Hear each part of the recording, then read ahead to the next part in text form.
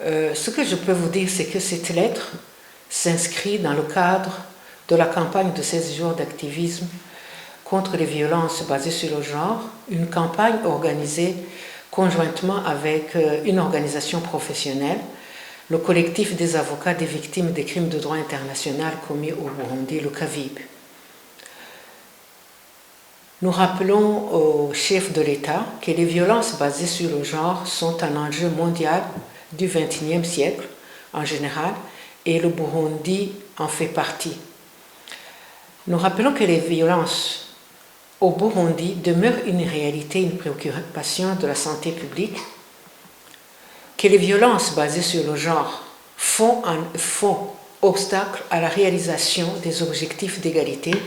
de développement, de paix et de sécurité au Burundi, à tel point que les criminels maintenant sont devenus plus forts que la loi, bref, de l'État. Nous rappelons le contexte dans lequel le président Ndayishimiye Evariste a été hissé à la magistrature suprême du Burundi. C'était dans un climat, un contexte politiquement et socio-économiquement en crise depuis avril 2015. Un pays miné par la corruption au niveau de la justice, comme il ne cesse de le répéter souvent. Que les victimes de violences basées sur le genre ne savent plus à quel sein se vouer pour que justice leur soit faite. Nous rappelons au président que, étant magistrat suprême du pays, il doit garantir l'indépendance du pouvoir judiciaire et ses discours doivent rimer avec la prise de décisions conséquentes en opérant des changements requis. Nous rappelons qu'en 2015, un groupe de travail de violence basé sur le genre, situation d'urgence humanitaire, a été mis sur place le 24 juin 2015 sous le leadership d'une organisation internationale, qui est le FINUAP, pour apporter une solution adéquate aux actes de violence basés sur le genre commis lors de cette crise. Mais contre toute attente, ce groupe n'a pas pu travailler comme il se le devait, alors qu'il était composé des différentes institutions étatiques en charge des droits de l'homme, en charge de la santé, les ONG nationales et internationales et toute autre organisation susceptible de pouvoir apporter une réponse adéquate aux violences sexuelles et basées sur le genre.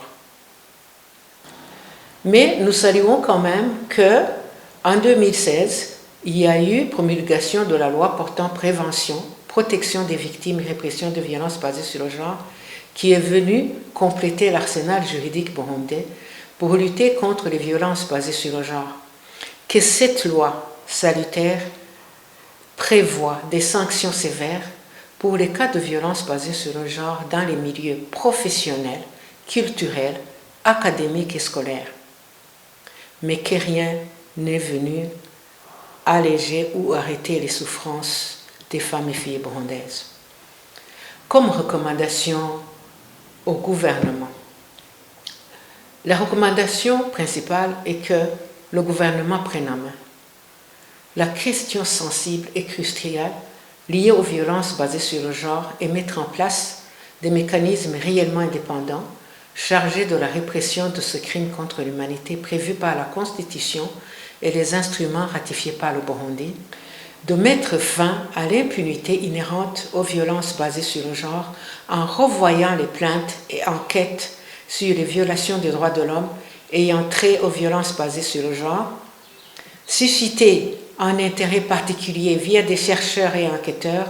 pour résoudre efficacement la problématique des violences basées sur le genre en milieu scolaire et sur le lieu de travail, d'interpeller les commissions parlementaires ayant les droits de l'homme dans ses attributions, les services de l'Ombudsman ainsi que la Commission indépendante des droits de l'homme a mené un travail de commun accord dans l'optique de lutter contre les violences basées sur le genre ainsi que dans la contribution pour une meilleure appréhension des dites violences.